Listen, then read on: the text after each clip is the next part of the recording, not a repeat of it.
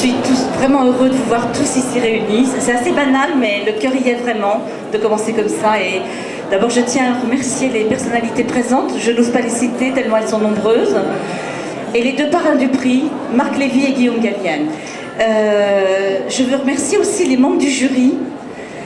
Donc je félicite aussi les auteurs de manuscrit.com. On voit ils sont nombreux. Et non seulement les auteurs sont nombreux, mais j'ai l'impression que les lecteurs de nos auteurs vont être nombreux. Un réseau qui se construit avec les années dans l'exigence et le talent, une histoire à part entière. Les finalistes illustrent cette énergie des auteurs, tous uniques, tous différents, de l'Irlande au Mali, en passant par l'Espagne, la Suisse, la Belgique, sans compter les régions toutes représentées ici. Et en quelques mots, pour ceux qui ne connaissent pas ou qui ne connaîtraient pas, manuscrit.com est né d'une intuition il y a 10 ans. Nous avions pensé que l'Internet allait s'imposer et qu'elle donnerait la possibilité d'ouvrir de nouveaux espaces de création et de nouvelles relations entre auteurs et lecteurs. Cette intuition s'est révélée bien exacte et ce foisonnement nous conduit maintenant à modifier nos pratiques. Chaque internaute n'est pas un écrivain en puissance. Nous devons aujourd'hui être très sélectifs. Un texte ne peut pas devenir un livre. Ça ne sera un livre qu'à partir d'un travail qui se fait dans le temps. L'éditeur se doit plus que jamais d'exercer cette médiation. C'est notre engagement depuis 10 ans, tradition du métier et innovation pour pérenniser les œuvres et les contenus, donner le temps aux auteurs d'être reconnus. C'est pour cette raison que nous avons créé le prix du premier roman et cette année, le prix du roman. Et que la fête commence, c'est aussi ça le manuscrit. Et Guillaume est là pour nous aider.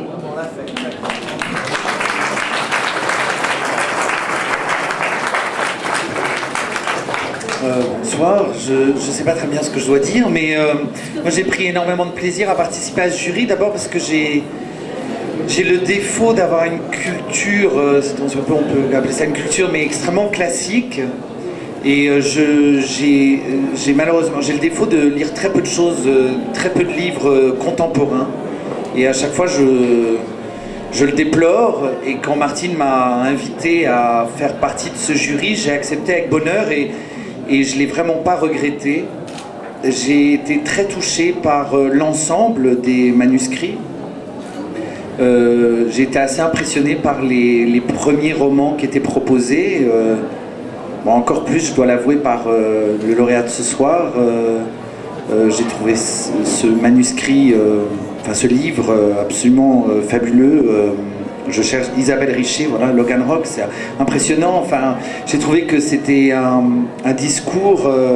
C'était d'abord une histoire d'une maturité incroyable et une façon de décrire la peinture, mais surtout au-delà de ça, l'engagement de l'artiste à travers un destin, mais à travers des rencontres, à travers la transmission et les traces que cela pouvait laisser en chacun de nous. Ça m'a vraiment impressionné. En plus, ayant vécu longtemps en Angleterre, j'y étais encore plus sensible parce que ça fait très anglais, je trouve. C'est une histoire extrêmement anglaise. La manière dont la dramaturgie du roman, je l'ai trouvée extrêmement anglaise. Mais voilà, j'ai été très impressionné par ce livre.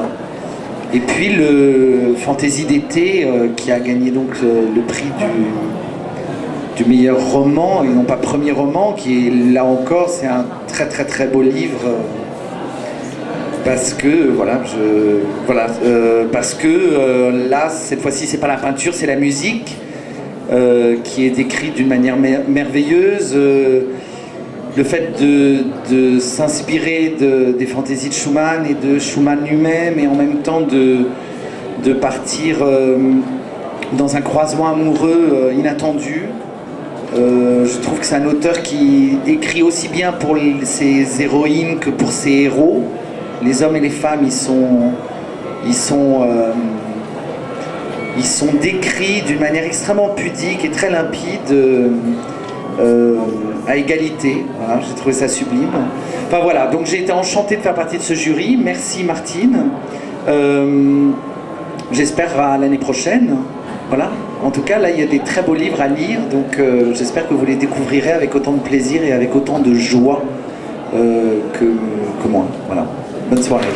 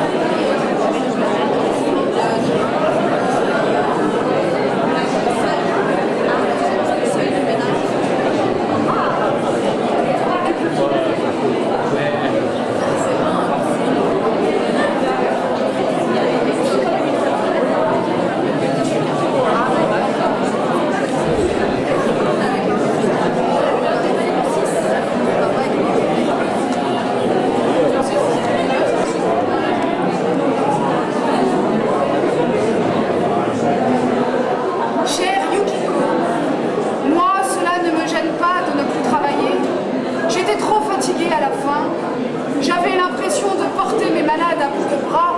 C'est pénible d'être médecin actuellement, car nous sommes confrontés à tous les problèmes sociaux et pas seulement aux maladies dans notre cabinet.